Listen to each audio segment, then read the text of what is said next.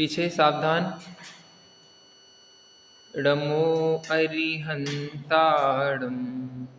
ड़मो सेद्धाणं ड़मो आयिरीयाणं ड़मो उवज्झायाणं ड़मो लोये सब साहूणम्।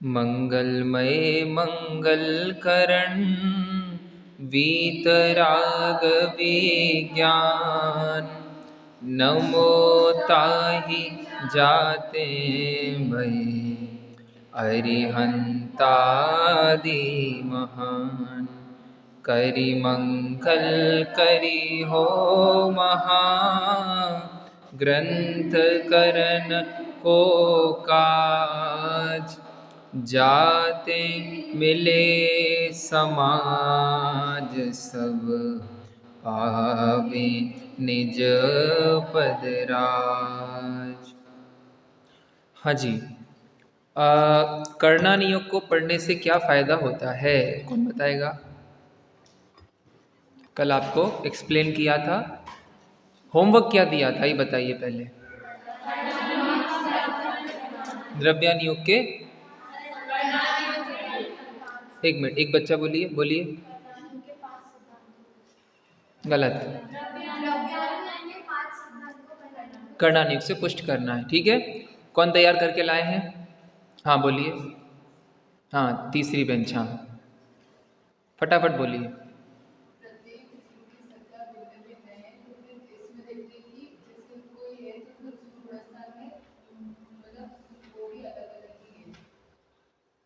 मतलब हर जीव अलग अलग है क्योंकि गुणस्थान अलग अलग है, ऐसा तो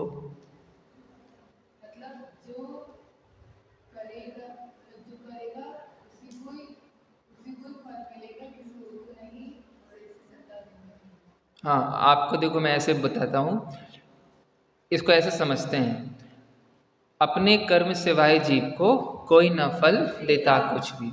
जीव अपने कर्म को क्या ट्रांसफर कर सकता है? हो सकता है क्या? मम्मी को सर दर्द हो रहा हो, आप लोग शेयर कर लो आपस में, हो सकता है? नहीं, जीव अपना कर्म अकेले भोगता है ना। इससे ये प्रूव होता है कि हर द्रव्य रियली स्वतंत्र है, एक द्रव्य दूसरे द्रव्य को कुछ सहायता नहीं कर सकता। हालांकि ये थोड़ी सी उपचरित बात है कि कर्म का फल जीव भोगता है, लेकिन जनरली कर्म बांटे जा सकते हैं क्या? पक्का भरोसा है आपको? बिल्कुल पक्का। अभी मालूम ये एक मेंटेलिटी बनी रहती है कि माँ बच्चे के लिए पाप करती है और कहती है कि बच्चे का फल तो मैं भोग लूँगी, उसको थोड़ी लगेगा। बच्चे को आलू खिलाती है, रात में खाने को देती है, और माँ बाप बच्चे का फल कौन भोगेगी?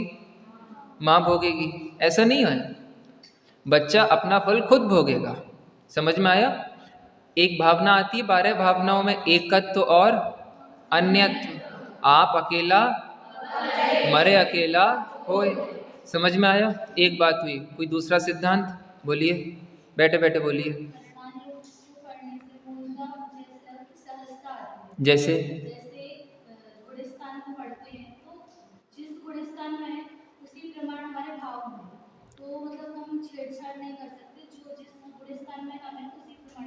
बहुत सुंदर। गुणस्थान को पढ़ने से पर्याय की योग्यता और पर्याय की स्वतंत्रता समझ में आती है।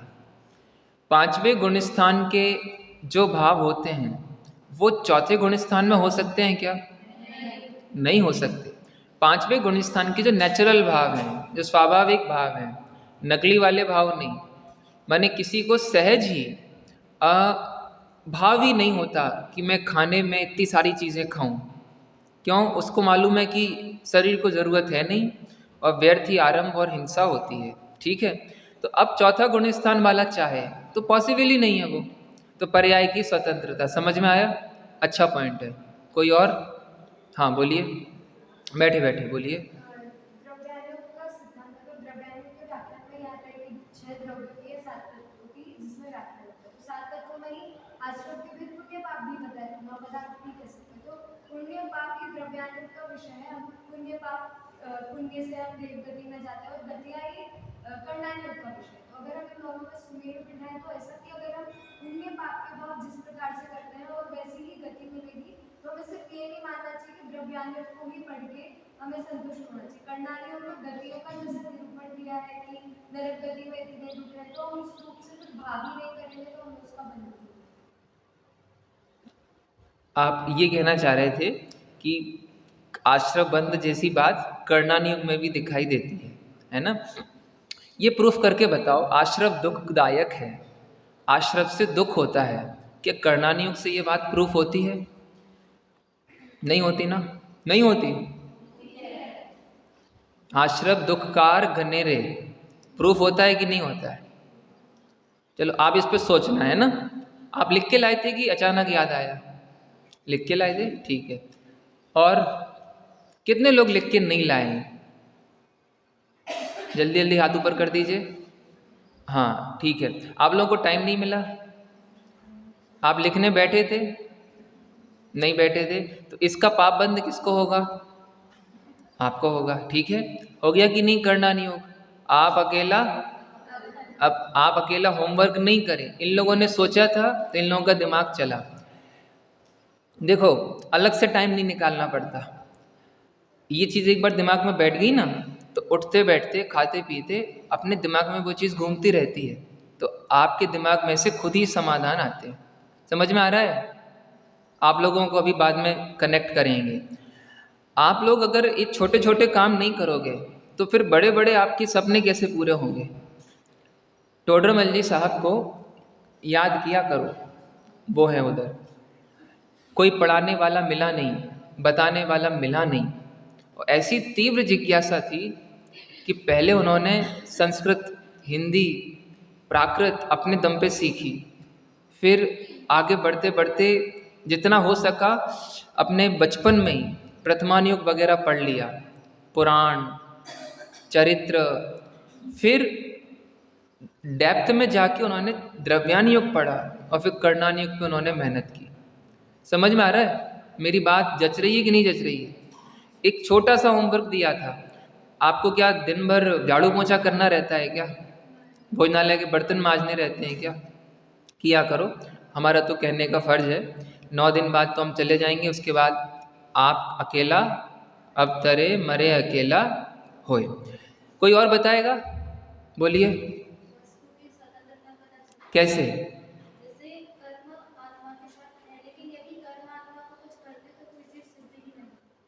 कर्म आत्मा को कुछ करते तो कोई जीव सिद्ध नहीं होता।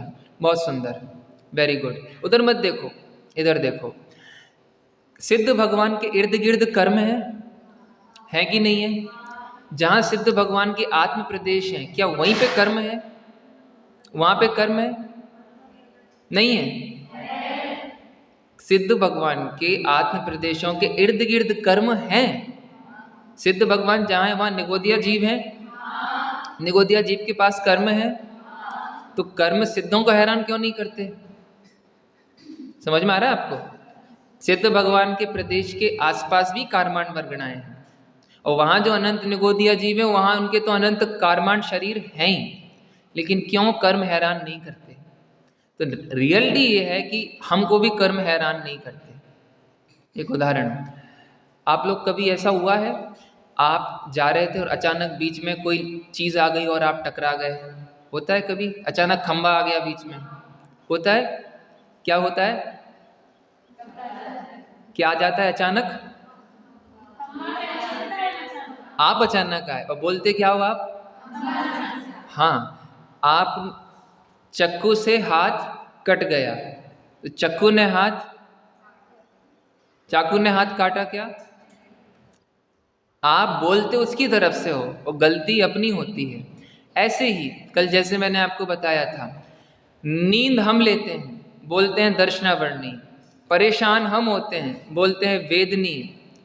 ज्ञान खुद नहीं करते और बोलते हैं ज्ञानावर्णी। समझ में आया आपको? द्रव्य की स्वतंत्रता मालूम पड़ी? एक आध कोई और बताएगा? बोलो, आप लिख के लाए, बोलो। प्रत्येक जीव की स्वतंत्रता, प्रत्येक द्रव्य की स्वतंत्रता। ये हो गया। और कि जैसे असंख्यात प्रदेश के होते हैं, फिर भी उसमें अनंत प्रदेश के पुद्गल भी रह रहे हैं, जीव भी रह रहे हैं, फिर भी दोनों एक में एक नहीं होते, इससे भी द्रव्य की स्वतंत्रता। ठीक है, चलिए। और किसी को कुछ कहना है? हाँ बोलिए।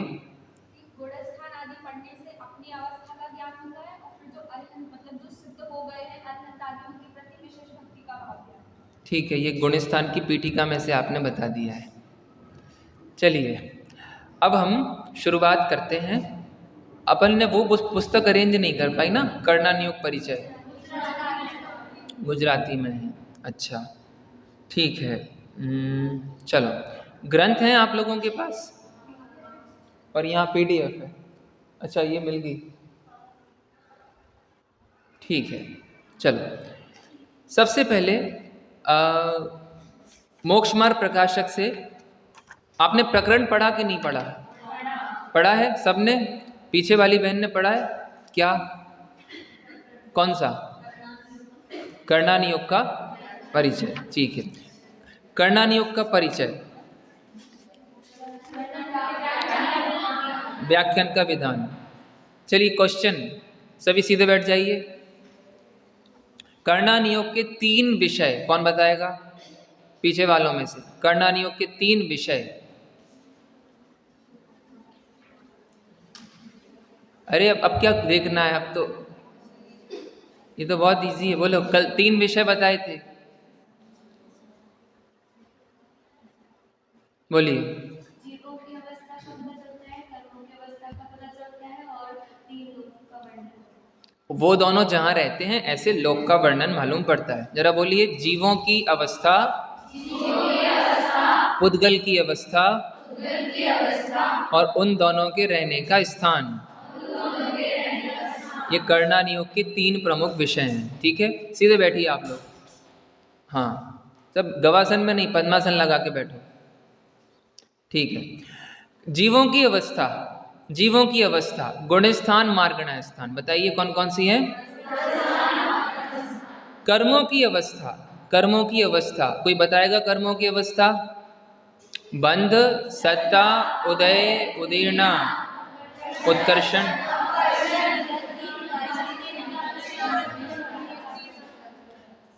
चलिए वापस, बंध, सत्ता, उदय, उदीर्णा, उत्कर्षण, अपकर्षण, संक्रमण, उपशान, निधत्ति, निकाचित। जीव की अवस्था हुई गुणस्थान, पीछे वाले बोलो। कर्मों की अवस्थाएं,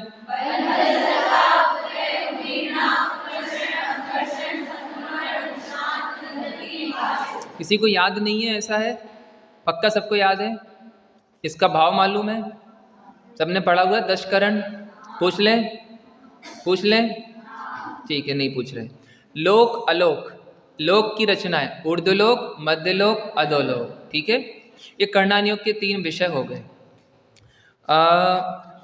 पेज नंबर 270 निकालिए।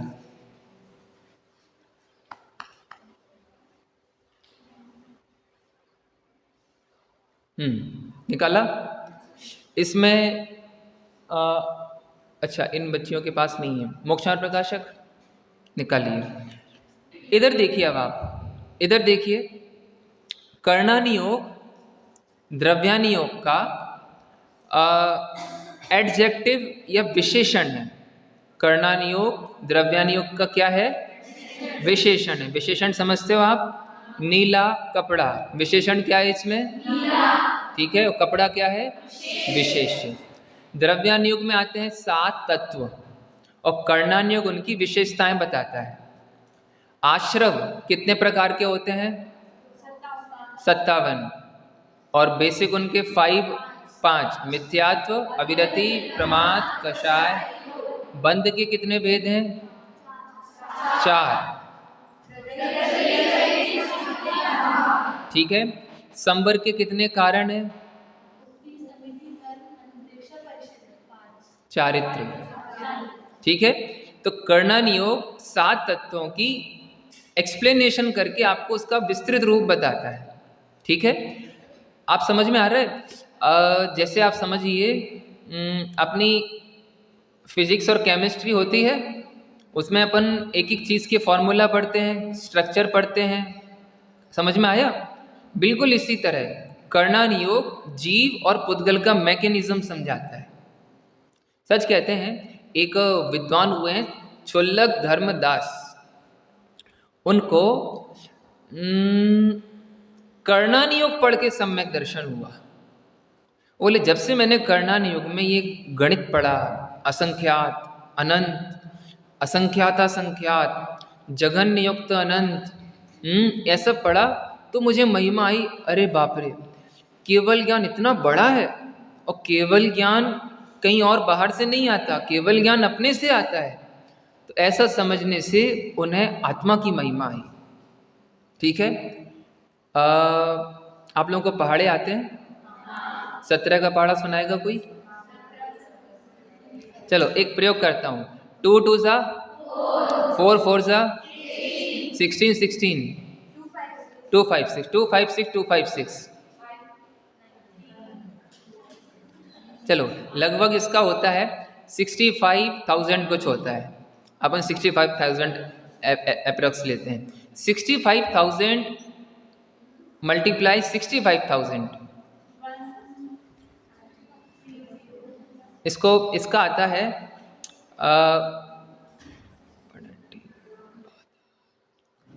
4 to 42 लाख से भी आगे बढ़ के आता है। आपको थोड़ा सा कठिन पड़ रहा है ना, इसको थोड़ा सा और आगे बढ़ाएं। 42 लाख मल्टीप्लाई 42 लाख अपन कर लेंगे। ठीक है, अपन अब आगे बढ़ते जाते हैं धीरे धीरे। ठीक है, मैं आपको कर्णन योग का एक बहुत अच्छा इन्वेंशन बताता हूँ। ठीक है, अपन ने 2 से शुरू किया, अपन स्क्वायर करते गए। 2 2 सा 4 4 4 16 16 16 2 5 6 2 5 6 2 5 6 45,000 और 65,000 और फिर 42 लाख। इसको द्विरूप वर्ग धारा बोलते हैं। क्या बोलते हैं? 2 का वर्ग। तो 2 से शुरू होता है। देखना आप, अब अपन आगे बढ़ते बढ़ते अपनी संख्याएं खत्म हो जाती हैं।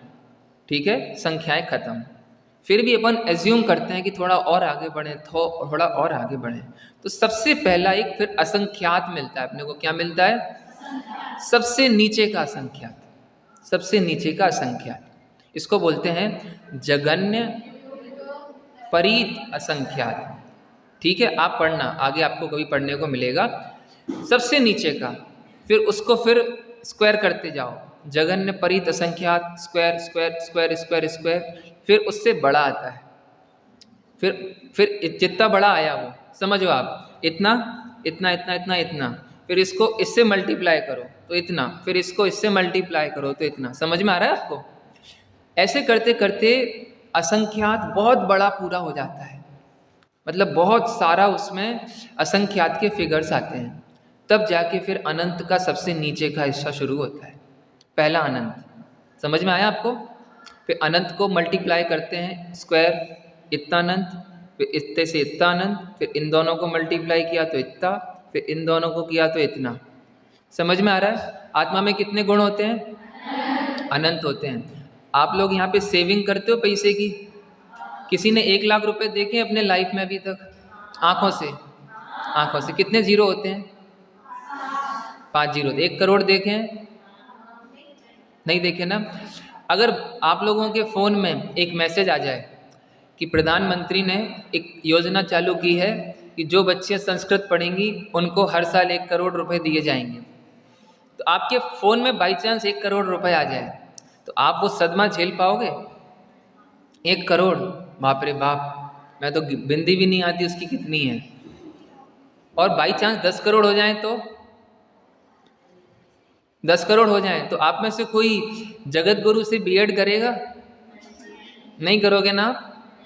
आरएसएस से करोगे? 10 करोड़ मिल जाए तो। समझ में आया? आपको करोड़ सुनना आता है कि नहीं आता है? लाख सुनना आता है कि नहीं आता है? अनंत सुनना आता है कि नहीं आता है? नहीं आता। आत्मा में कितने गुण हैं? अनंत है।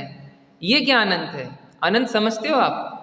अनंत पता है कौन सा अनंत है? वो सबसे नीचे का अनंत, दूसरा, तीसरा, चौथा, बढ़ते बढ़ते बढ़ते बढ़ते बढ़ते फिर आते हैं जीव अनंत, फिर उनसे अनंत गुने पुद्गल, फिर उससे भी और आगे बढ़ते जाए तो आकाश द्रव्य में जितने प्रदेश हैं लोकाकाश अलोकाकाश के, फिर उससे भी आगे बढ़ते जाओ तो काल द्रव्य की जितनी पर्यायें हैं, 3 काल के समय, और फिर उससे आगे बढ़ते हैं तो फिर अविभागी प्रतिच्छेद शुरू होते हैं।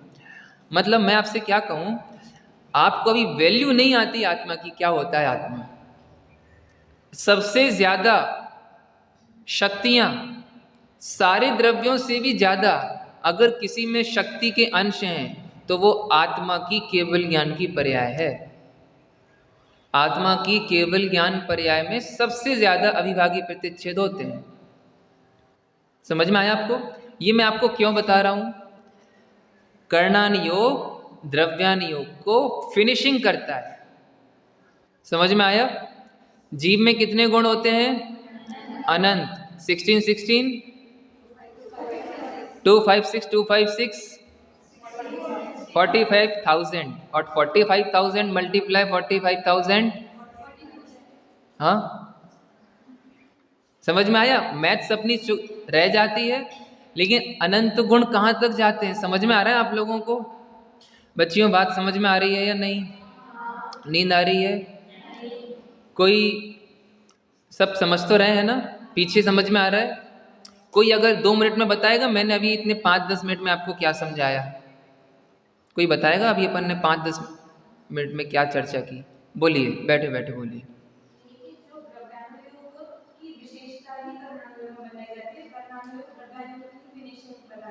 ठीक है, जैसे क्या बताया अपन ने?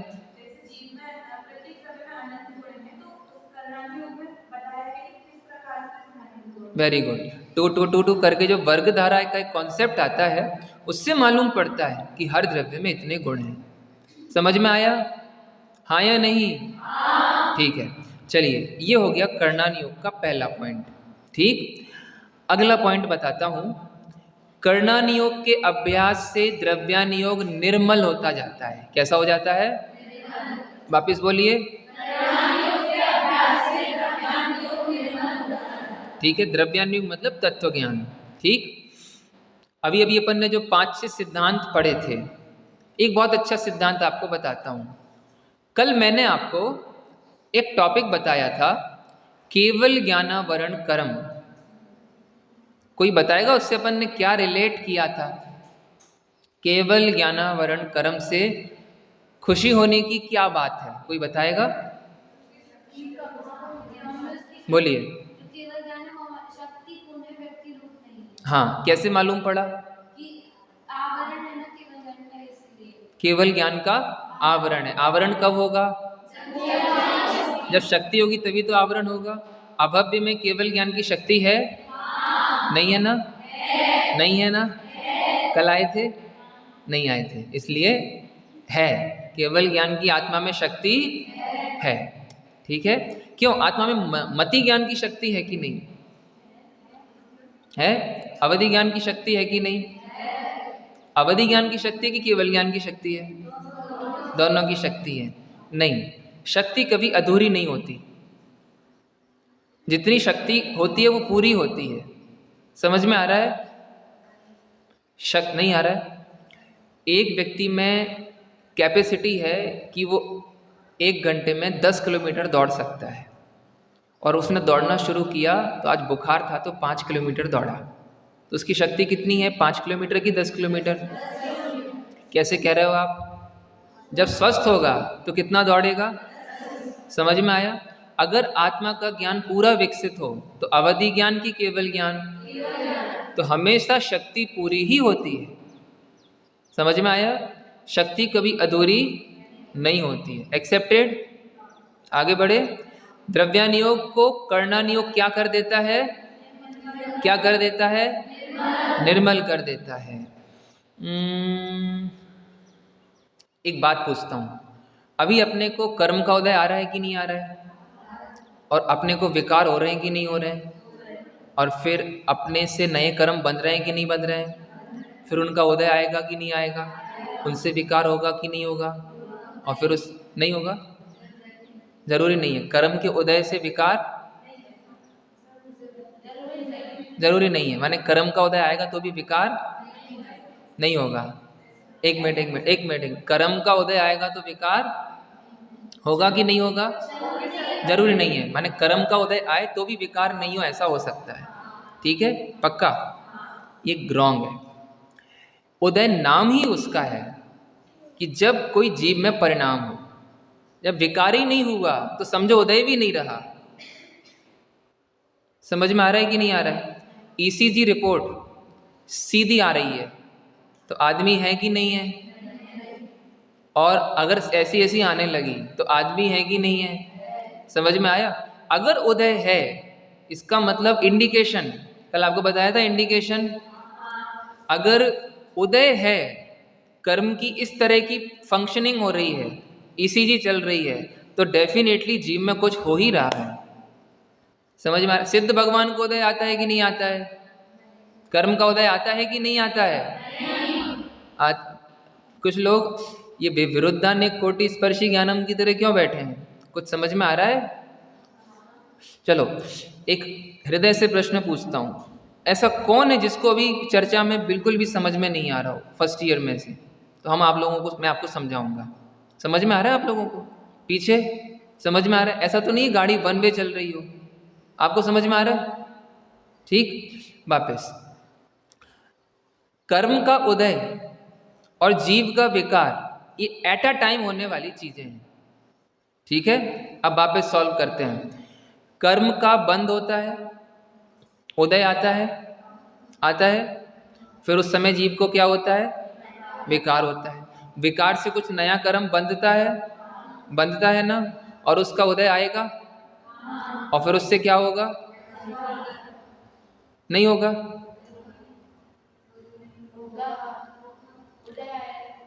चलो एक अपन पजलिंग एक्टिविटी करते हैं। मुर्गी से क्या आया और अंडे से क्या आई? फिर मुर्गी से क्या आया? कौन किसके भरोसे है? प्रश्न गलत है। नहीं, प्रश्न सही है। ये समय सार कर्ता कर्म अधिकार कितने लोगों ने पढ़ा है? अब आंसर दो। अरे वेरी गुड। मुर्गी से क्या आया? अंडा, और अंडे से वही मुर्गी आई, नई मुर्गी आई ना, और उस मुर्गी से वापस वही अंडा आएगा क्या? समझ में आया आपको? इससे ये कहलाता है कि एक दूसरे के आधार पे नहीं है। कर्म के उदय से जो विकार हुआ, उस विकार से वही कर्म आएगा वापस बंधने को, और उस कर्म के उदय से वापस वही विकार होगा जो हुआ था। एक तो इनमें लिंक है, प्रवाह है। समझ में आ रहा है? नदी का पानी की तरह प्रवाह है, नया उदय नया विभाव, फिर नया उदय फिर नया विभाव। तो जरूरी थोड़ी है कि वही कर्म आया है इसलिए वही विकार वापस होगा। ठीक है, अपन एक प्रॉब्लम सॉल्व करते हैं। कर्म के उदय के चक्र से कैसे निकला जाता है? समझ में आ रहा है? कर्म के उदय के चक्र से समझ में आ रहा है कि नहीं आ रहा है? जो बांधा उसका उदय आए और उसको भोगना पड़े, और उससे फिर नया कर्म बंद हो जाए, तो प्रॉब्लम हो जाएगी कि नहीं हो जाएगी? होगी कि नहीं होगी? अब देखो कर्णानियोग का कितना अच्छा सिद्धांत है। सुनिए, इधर देखिए। कर्णानियोग ये कहता है कोई भी कर्म जब बनता है ना, तो उसकी पहले सत्ता पड़ती है। क्या पड़ती है? आबाधा काल पड़ता है। कौन सा काल पड़ता है? कितने लोग जानते हैं आबाधा काल? जानते हैं ना? ठीक है ना? चलो, कर्म की सत्ता पड़ती है, आबाधा काल पड़ता है। तब तक कोई कर्म फल देता है कि नहीं देता है? जब तक सत्ता है तब तक कर्म में जीव के परिणामों की निमित्त से, जीव के परिणामों के निमित्त से घटना, बढ़ना, बदलना, मिटना, ये सब हो सकता है। आपको समझ में आ रहा है कि नहीं आ रहा है? कर्म की कितनी अवस्था बताई? 1 2 की 10। तो बंध है, सत्ता भी है, उदय है, पर उदीर्णा, उत्कर्षण, अपकर्षण, संक्रमण, उपशान, निदत्ति, आपको समझ में आ रहा है कितना बढ़िया जैन शासन है? उसने कह दिया कि अगर कर्म बांध भी लिया तो नॉट टेंशन, कोई चिंता की बात नहीं है, क्योंकि बांधे हुए कर्म को भोगना जरूरी, उसमें बदलाव हो सकता है कि नहीं हो सकता है? अभी अभी कर्म बस आने को ही तैयार है, बस बैठे ही है आए और फल दे, कि एक समय पहले पूरा का पूरा कर्म मिट जाता है और बदल जाता है।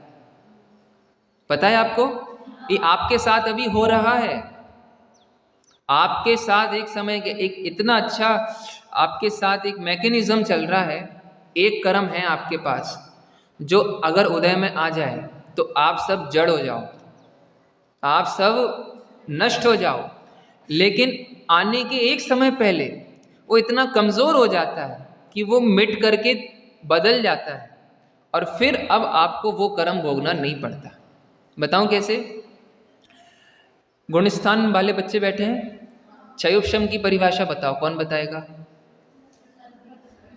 बोलिए। नहीं नहीं, इनमें से आप फर्स्ट ईयर में हो? हाँ, कौन है फर्स्ट ईयर में? ये वाले बच्चे हैं ना? हाँ हाँ, यस, आप कर सकते हो, बोलिए। अभी अभी पढ़ाया ना भैया ने।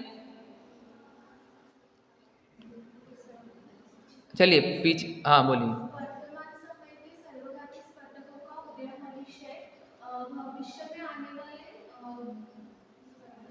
हाँ, उन्हीं का सदोष उपशम। और जो वर्तमान में देशघाती कर्म है उनका उदय।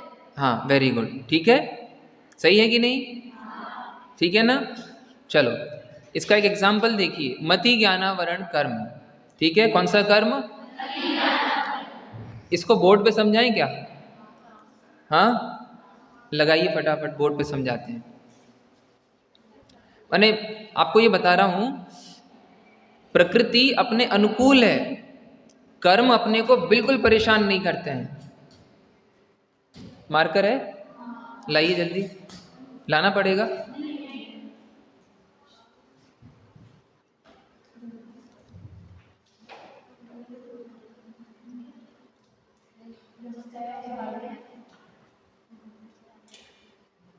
ठीक है,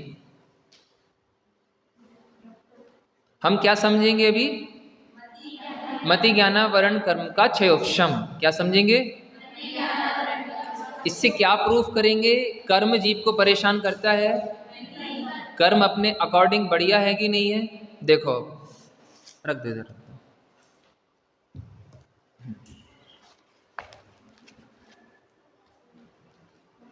देखो, ये है,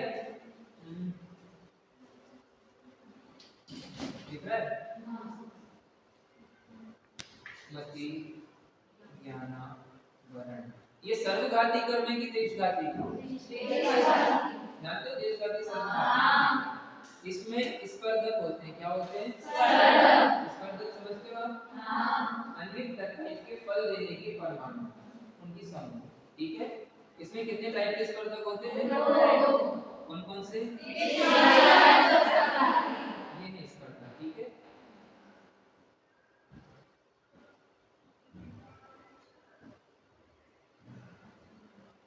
ये आया है वर्तमान समय।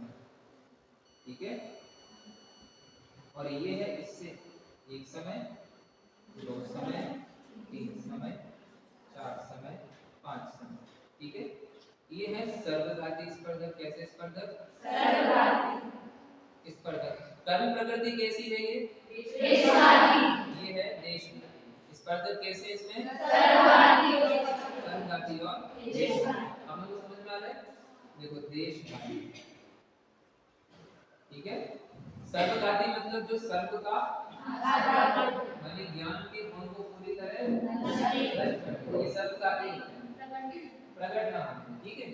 तो अगर बाई चांस ही प्रकट हो जाए तो जीव का मति ज्ञान भी नष्ट हो जाएगा, ठीक है। लेकिन कितना अच्छा मैकेनिज्म है कि जैसे ही इसका टाइम आने को होता है, एक समय पहले ये इतना कमजोर पड़ता जाता है कि मिट जाता है, और ये एक समय बाद, एक समय पहले ही इसमें बदल जाता है। समझ में आया? उदय में आने के पहले, उदय में आने के पहले ऐसा कुछ होता है कि वो अपनी पूरी शक्ति को नष्ट कर देता है और फिर वो ट्रांसफॉर्म हो जाता है देश जाति में, ठीक है। तो इससे क्या हुआ, जब इसका टाइम आया तो यहाँ कुछ मिलेगा नहीं, कुछ मिलेगा नहीं, तो इसका क्षय हो गया कि नहीं हो गया? तो ये हो जाएगा उदयाभावी क्षय, उदय के अभाव क्षय, ठीक है। चलो एक प्रॉब्लम तो ये सॉल्व हो गई। नेक्स्ट प्रॉब्लम, चलो ये तो ऊपर है, ये तो नहीं आया, लेकिन बाई चांस अगर ये आ गया तो क्या करेंगे? इनका इतना अच्छा है कि ये दबे रहते हैं, इसका कहलाता है सदवस्था, ठीक है, सदवस्था। और अब ये इनका काम कोई बात ही नहीं, इसका टाइम आएगा ये उदय में आ जाएगा।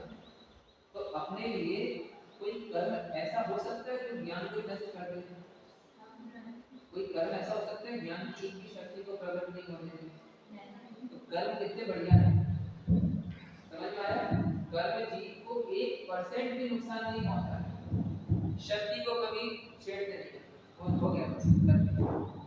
शक्ति को कभी कर्म परेशान करते नहीं, केवल ज्ञान की शक्ति को छीन सकते हैं कर्म नहीं, और सूक्ष्म ज्ञान को भी नष्ट कर सकते हैं क्या? नहीं। जीव को जड़ बना सकते हैं क्या? नहीं। आई बात समझ में? तो बताओ इससे क्या प्रूफ होता है कि जीव को कोई कर्म ऐसा नहीं है कि जीव को अंदर तक जाके परेशान करेगा, ठीक है। चलिए थोड़ा सा मैं आपको विषय पढ़ाता हूँ।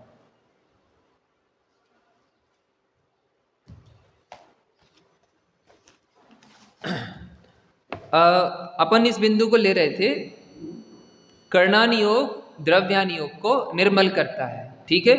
वापस हाँ पॉइंट आ गया। कर्म की कितनी अवस्थाएं होती हैं?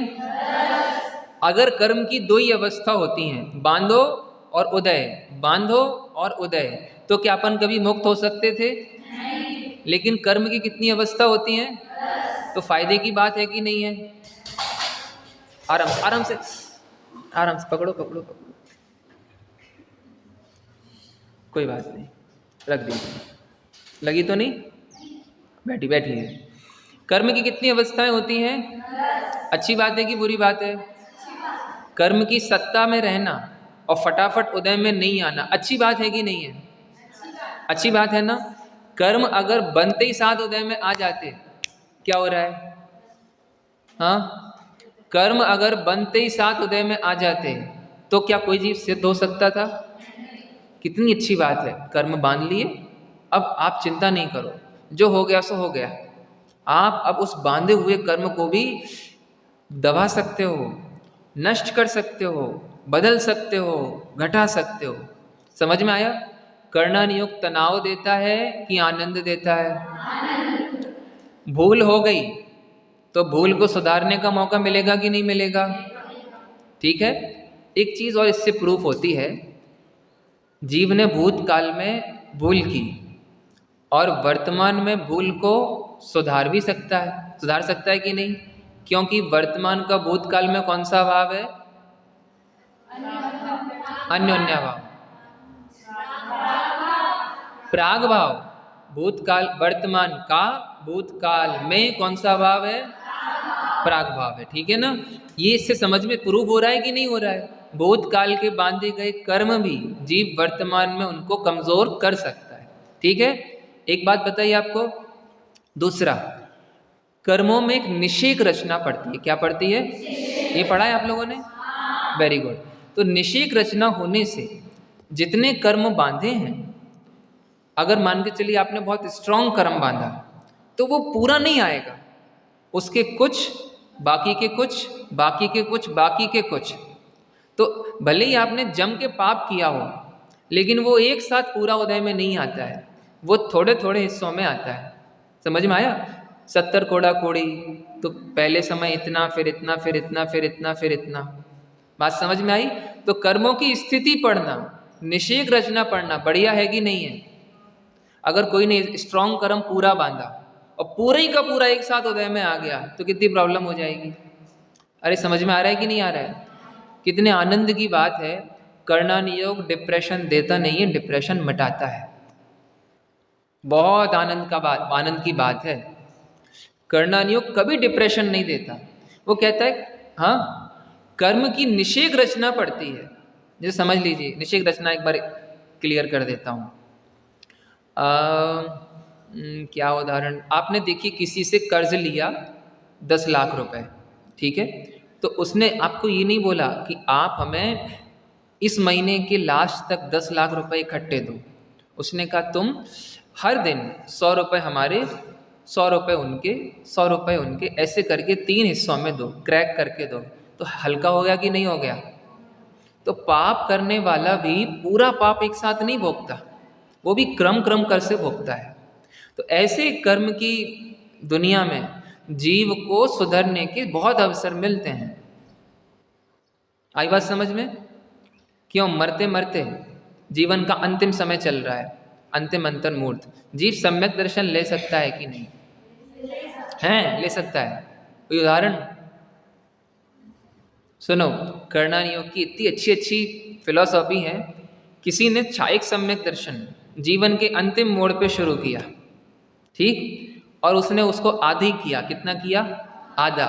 तो आधा हो गया, पूरा कहाँ होगा? अगले भाव में। समझ में आया कितना इंटरेस्टिंग है ये? बाकी कोई नहीं, लेकिन छायक सम्यक दर्शन जैसा सम्यक दर्शन कोई को क्या करे, वो उसने जीवन के अंत में शुरू किया और उसकी आयु पूरी हो गई, तो वो वहां जाके उसको पूरा करता है। चलो, संगी पंचेंद्रिय कोई ऐसा जीव बताओ जो अपने जीवन काल में सम्यक दर्शन नहीं कर सकता। अभव्य, ठीक है। जनरली बताइए, जो भव्य है संगी पंचेंद्रिय और उसने नरक आयु बांध ली, कौन सी आयु बांध ली? तो वो सम्यक दर्शन कर सकता है कि नहीं? नरक आयु बांध ली है, 7वें नरक की आयु, 7वें नरक की। कोई है उदाहरण? ठीक है। कोई ने तिर्यंच गति का बंद कर लिया हो तो भी कर सकता है। कोई समूर्छन जीव हो, मेंढक, वो कर सकता है कि नहीं? समझ में आया? समूर्छन मेंढक कौन सी, कितने इंद्रिय जीव है? 4 इंद्रिय जीव है। कान नहीं होते ना उसके? वो जो श्रेणिक राजा के पैर के नीचे दब के मरा था। अरे यार, आप गजब करते हो। क्यों? छिपकली कितने इंद्रिय जीव है? समझ में आया? ठीक। तो सम्यक दर्शन के लिए कभी कोई बाधक बना है आज तक? जरा सोचिए। कोई कर्म का उदय, कोई अवस्था, कोई गति। क्या कुभोग भूमि के जीवों को सम्यक दर्शन हो सकता है? समझते हो कुभोग भूमि? चेहरा उल्टा सीधा, हाथ पैर उल्टे सीधे। 7वें नरक के नार की सम्यक दर्शन कर सकते हैं? अरे हाँ कि नहीं? सोते सोते सम्यक दर्शन हो सकता है? अरे बोलो। सोते हुए को सम्यक दर्शन हो सकता है? और जो सो रहा है उसको पहले सम्यक दर्शन बना रह सकता है हो करके। तो सम्यक दर्शन कितनी अच्छी चीज है कि नहीं है? आपको संयम कठिन है। नरक आयु बंध जाए तो संयम नहीं हो सकता, तिर्यंच आयु बंध जाए तो संयम नहीं हो सकता, लेकिन सम्यक दर्शन तो ऐसा है कि कभी भी और कहीं भी, जीवन के साथ भी और बाद भी। समझ में आया आपको? तो करना नियोग अच्छा या बुरा? लेकिन अगर आप करना नियोग को गलत ढंग से पढ़ेंगे तो आप खूब रोएंगे और खूब रुलाएंगे, खूब रोएंगे और खूब रुलाएंगे। पंडित जी एक बार उज्जैन गए थे, तो महिलाएं 10 लक्षण के दिनों में भक्ति करती हैं। तो एक उन्होंने रोतेली भक्ति की। कैसी भक्ति की? रोतेली समझते हो आप? रोने वाली। अब वो एक्टिंग करते हैं, वो मैं तो नहीं करता हूँ। 8 कर्मों के बीच में अकेली आत्मा, हाय अकेली आत्मा। तो सब बिल्कुल रोते थे उसमें। तो पंडित जी ने सुना, 2-3 दिन तो उनसे सहन हुआ। बोलते ऐसे क्यों बोलते हो? अकेली, शेर अकेले ही काफ़ी होता है कि नहीं होता है? आठों कर्मों के बीच में सुरक्षित आत्मा हूँ मैं पूर्ण आत्मा। समझ में आया आपको?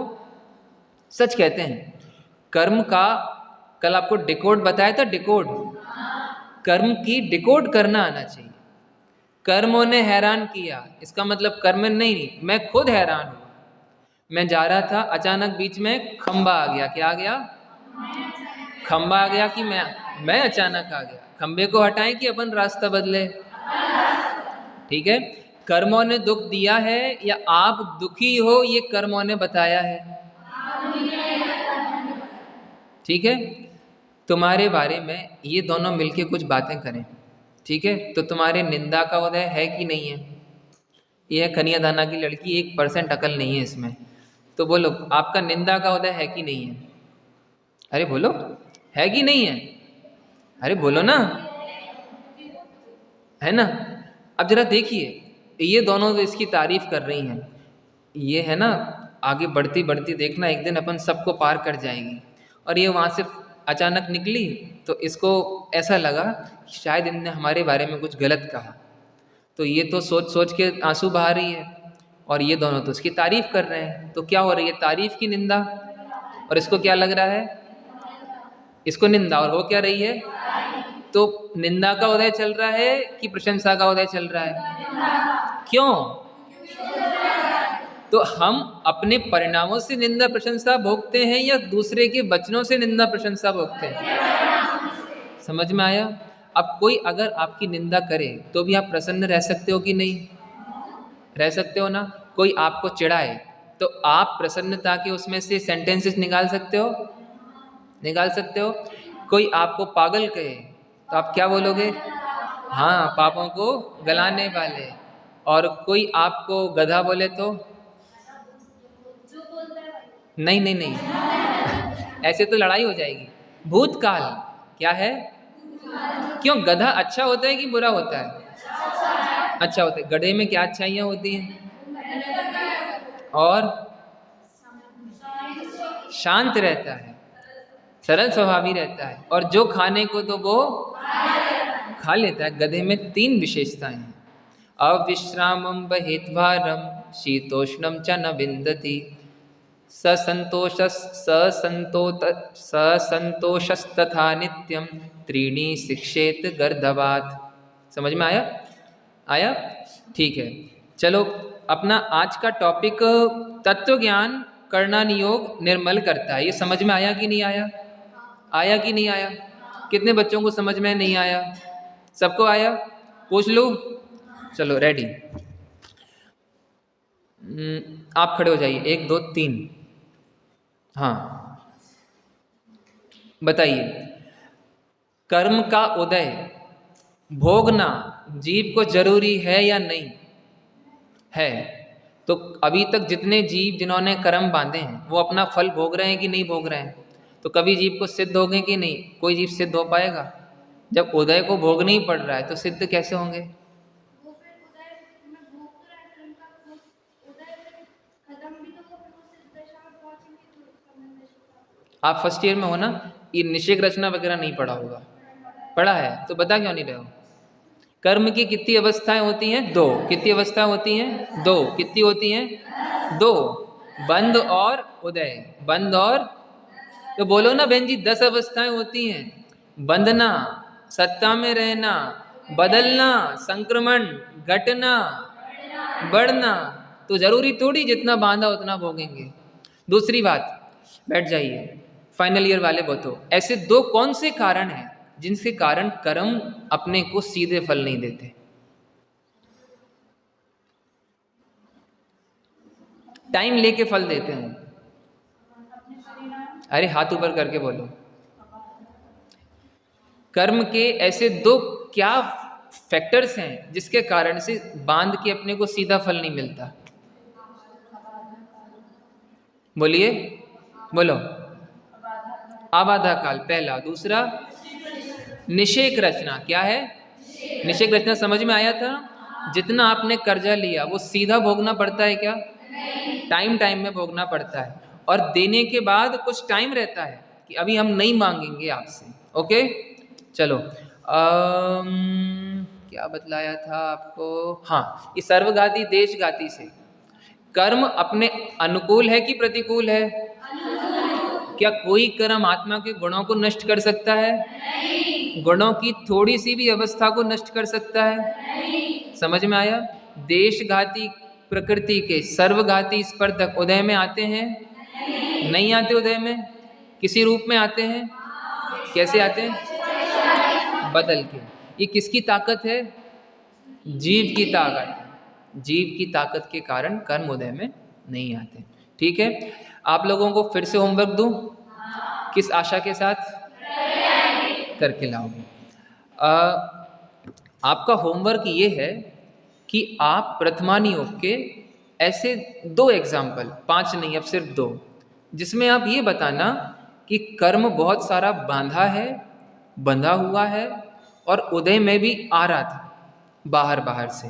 फॉर एग्जाम्पल अंजन चोर खूब पाप किए, खूब उसके उदय में भी आए, उसके साथ मार पिटाई भी हुई थी, लोगों ने पत्थर भी फेंके थे, लेकिन इतना सारा कर्म उसने उसी भाव में निकाल के ख़त्म कर लिया। तो ऐसे आपको 2 एग्जाम्पल खोज के लाने हैं। खूब विराधना की, खूब पाप किए, खूब कर्म बांधे और आज उन कर्मों का कोई परेशानी उस टाइम भी नहीं रही उसको। खोज के लाएंगे?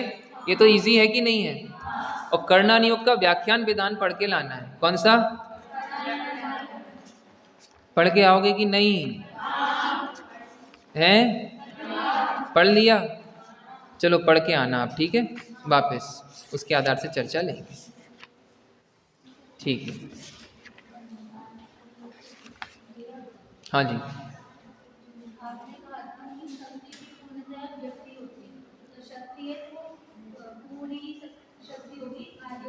नहीं, व्यक्त कम भी हो सकती है, लेकिन उसकी रहना सत्ता वो हमेशा पूरी रहे।